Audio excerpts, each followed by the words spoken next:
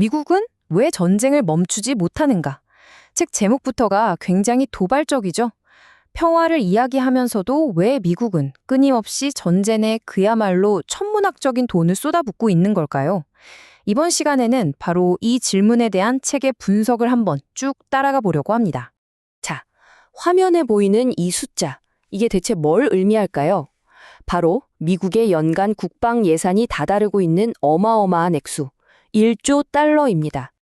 네, 그래서 바로 이 질문이 나옵니다. 왜 이렇게까지 많은 돈을 군대에 쓰는 걸까? 그리고 그 돈은 대체 다 어디로 흘러들어가는 걸까? 이제부터 책의 분석을 따라 그 돈의 흐름을 한번 추적해 보겠습니다. 그럼 먼저 이 거대한 시스템이 도대체 어떻게 만들어졌는지 그 시작부터 한번 짚어보죠.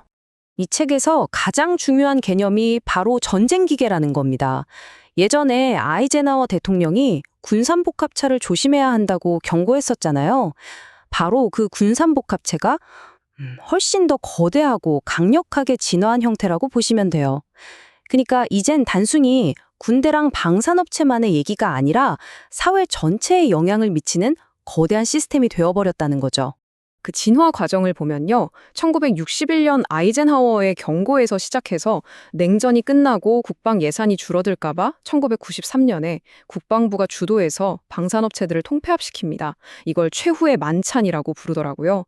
그리고 결정적으로 9.11 테러가 터지면서 이 전쟁 기계에 어마어마한 기름을 붓게 된 거죠. 지금은 그 영향력이 기술, 미디어, 심지어 학계까지 뻗어 있다고 합니다. 자, 그렇다면 이 막대한 돈잔치에서 가장 큰 이익을 보는 건 과연 누구일까요? 돈의 흔적을 한번 따라가 보시죠. 1990년대 대규모 통폐합을 거치면서 미국 방위산업은 사실상 이 5개, 이른바 빅5라고 불리는 거대 기업들이 장악하게 됩니다. 록히드 마틴, 보잉, 다들 들어보셨을 이름이죠. 이 숫자는요, 바로 이 빅5가 9.11 테러 이후 20년 동안 벌어들인 돈입니다. 2조 1천억 달러. 정말 상상조차 하기 힘든 액수입니다. 이 말은 레이시온 CEO가 직접 한 말인데요. 정말 많은 걸 생각하게 하죠. 우크라이나나 이스라엘 같은 분쟁을 두고 재고 보충으로 우리 포트폴리오에 혜택을 볼 것이라고 말한 겁니다. 책에서는 바로 이런 점이 분쟁 자체가 어떻게 하나의 거대한 비즈니스가 되는지를 보여주는 단적인 예라고 지적합니다. 좋아요. 그럼 이 거대한 기계는 어떻게 계속해서 자신의 힘과 예산을 지켜낼까요? 책에서 분석하는 구체적인 방법들을 한번 들여다보겠습니다. 아주 대표적인 사례로 좀비 함선이라고까지 불렸던 연안전투함, LCS를 한번 보죠. 책에서는 이 무기가 바로 영향력으로 연명한 실패작의 전형이라고 말합니다. 이걸 보면 정말 문제가 한두 가지가 아니었어요. 배에 금 가고 녹 쓰는 건 기본이고요. 바다 한가운데서 엔진이 멈춰서 다른 배에 끌려오기도 했습니다. 별명이 기름 먹는 돼지였을 정도니까요. 심지어 원래 해야 할 핵심 임무는 제대로 수행하지도 못하고 오히려 승조원들에게 위험하기까지 했다고 합니다. 그야말로 철저한 실패작이었던 거죠. 아니, 그런데 이런 함선에 어떻게 10년 넘게 돈이 들어갈 수 있었을까요? 책에서는 그 이유를 바로 로비에서 찾습니다. 로비스트들이 의원들을 찾아가서 이 함선 성능이 얼마나 좋냐 이런 얘기를 한 게 아니에요.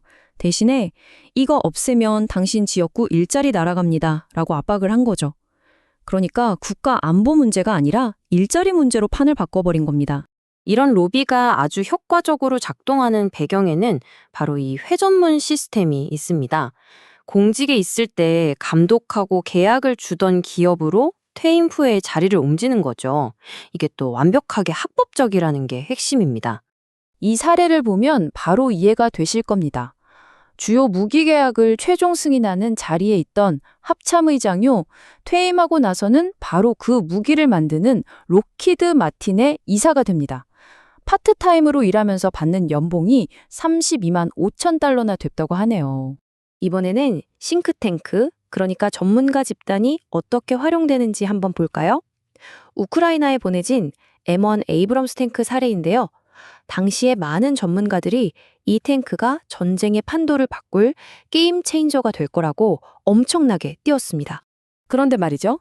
이 탱크를 보내야 한다고 강력하게 주장했던 전문가들이 소속된 싱크탱크들이요. 바로 그 탱크를 만드는 회사로부터 돈을 받고 있었습니다. 그럼 현실은 어땠을까요? 우크라이나에 제공된 탱크의 상당수가 얼마 버티지 못하고 파괴되거나 전선에서 물러나야만 했습니다. 그렇다면 이 거대한 시스템이 치르는 대가가 단순히 돈 문제뿐일까요?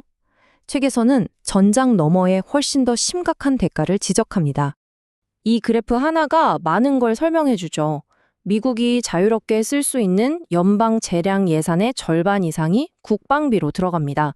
그러다 보니 교육, 환경, 의료, 외교처럼 우리 삶에 꼭 필요한 다른 분야에 쓸 돈은 당연히 부족해질 수밖에 없는 구조인 거죠.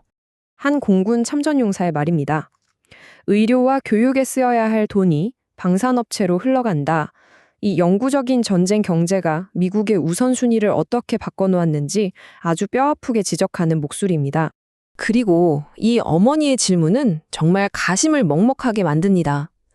천문학적인 국방비의 기회비용이 어떤 비극으로 이어지는지 보여주는 거죠. 추상적인 예산 숫자가 아니라 한 가족의 삶과 죽음을 가르는 현실이 된 겁니다. 마지막으로 이 숫자는 뭘까요? 바로 전 세계 80개 나라에 퍼져 있는 미군 기지의 숫자입니다. 이렇게 전 세계에 군대를 유지하는 데 들어가는 막대한 비용 역시 국방 예산을 계속해서 밀어올리는 아주 중요한 요인이죠. 자, 그럼 이 책의 핵심 주장을 한번 정리해 보겠습니다. 이 모든 게 어떤 소수의 악당들이 꾸민 비밀스러운 음모 같은 게 아니라는 겁니다. 그보다는 수많은 사람들의 이해관계가 복잡하게 얽히고 설켜서 스스로를 유지하고 계속해서 커져 나가는 하나의 거대한 시스템에 가깝다는 거죠. 그래서 책은 마지막에 우리에게 이런 질문을 던집니다. 만약 지금의 시스템이 끝없는 분쟁을 전제로 설계된 것이라면 과연 진정한 평화를 목표로 하는 시스템을 만들기 위해서는 우리에게 무엇이 필요할까요? 한 번쯤 깊이 생각해 볼 만한 질문인 것 같습니다.